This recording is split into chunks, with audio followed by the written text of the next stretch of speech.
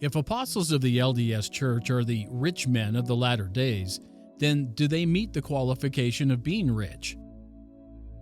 The answer is yes. While we won't go into an exhaustive investigation of their finances, a topic we will address elsewhere, we will simply point out the following. First, by their own public admission, the 15 and the presiding bishopric control all the monies of the church. To the First Presidency of the Church of Jesus Christ of Latter-day Saints, dear brethren, directed by revelation as recorded in section 120 of the Doctrine and Covenants, the Council on the Disposition of the Tithes, composed of the First Presidency, the Quorum of the 12 Apostles, and the presiding bishopric, authorizes the expenditure of church funds. Church entities disperse funds in accordance with approved budgets, policies, and procedures.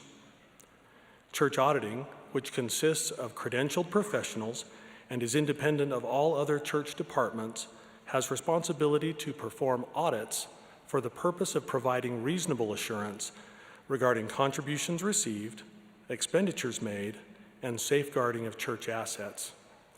Based upon audits performed, church auditing is of the opinion that in all material respects, contributions received, expenditures made, and assets of the church for the year 2018 have been recorded and administered in accordance with approved church budgets, policies, and accounting practices.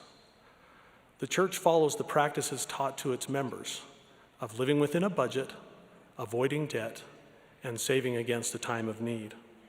Respectfully submitted, Church Auditing Department, Kevin R. Jurgensen, Managing Director.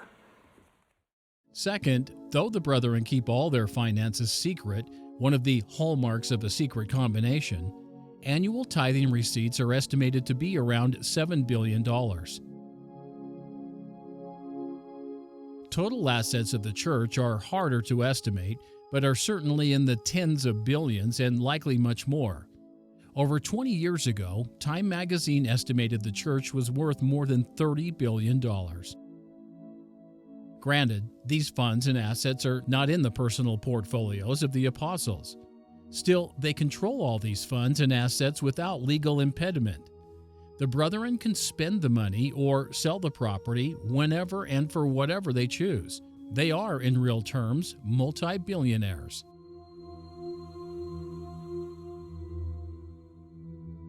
Moroni's second charge is the teachers in the Holy Church of God will be ashamed to take upon themselves the name of Christ.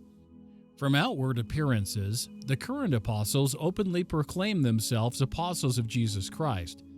It was the 15 who published the proclamation, the living Christ, the testimony of the apostles, in 2000.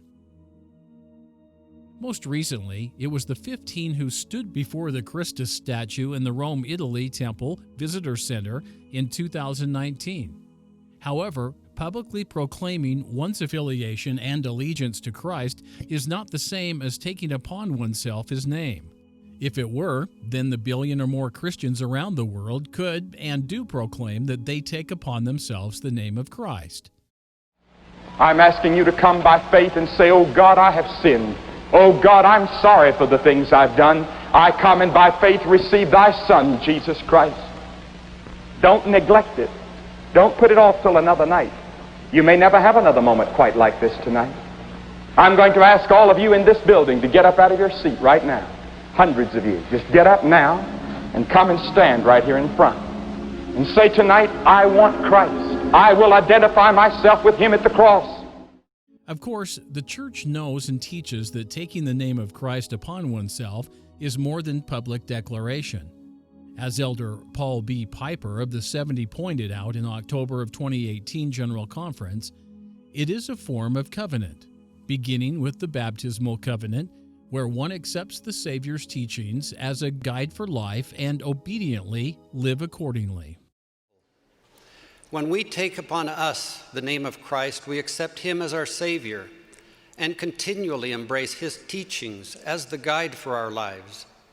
In every meaningful decision we make, we can take his gospel to be true and obediently live it with all of our heart, might, mind, and strength.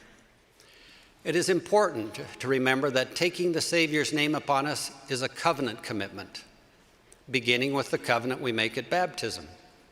President Nelson has taught our commitment to follow the Savior by making covenants with Him and then keeping those covenants will open the door to every spiritual blessing and privilege available.